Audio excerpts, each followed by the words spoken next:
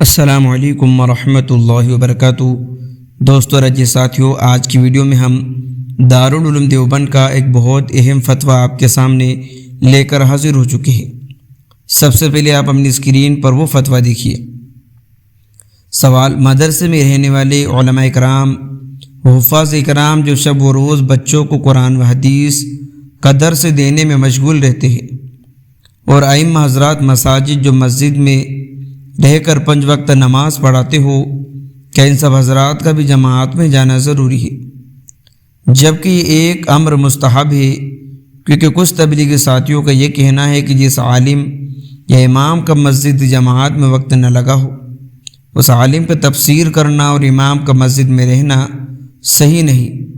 اس طرح کی باتیں مجمع کے درمیان میں کہہ کر علماء کرام کی توہین کی جاتی ہے۔ اس سوال کا جواب برائے کرم مفصل تحریر فرمائیے۔ جواب: جس عالم یا امام مسجد کا وقت جماعت میں نہ لگا ہو، ان حضرات کو جو شخص اس طرح کی باتیں کہتے ہیں وہ جاہل ہیں، انہیں تبلیغ کی ہوا بھی نہیں لگی۔ قرآن و حدیث اور دینیات کا پڑھانا ہی اصل دین ہے۔ حضور پاک صلی اللہ علیہ وسلم نے فرمایا، تم میں بہترین شخص وہ ہے جو قرآن کو سیکھے اور دوسروں کو سکھائے۔ حضرت امام مسلم نے مسلم شریف میں حضرت امام محمد بن ابن سیرین کا قول نقل کیا ہے کہ علم کا پڑھنا پڑھانا ہی دین ہے، جماعت میں جانے سے زیادہ اہم۔ اس لیے جماعت میں نکلنا ایک امر مستحب ہے، علم کا پڑھانا یا پڑھنا اصل دین ہے۔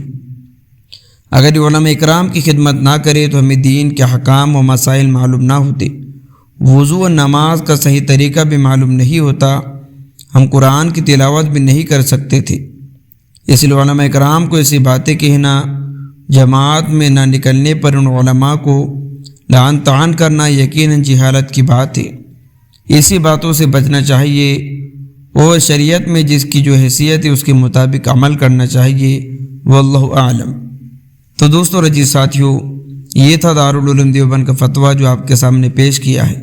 ملتے ہیں نیکسٹ ویڈیو میں۔ السلام علیکم۔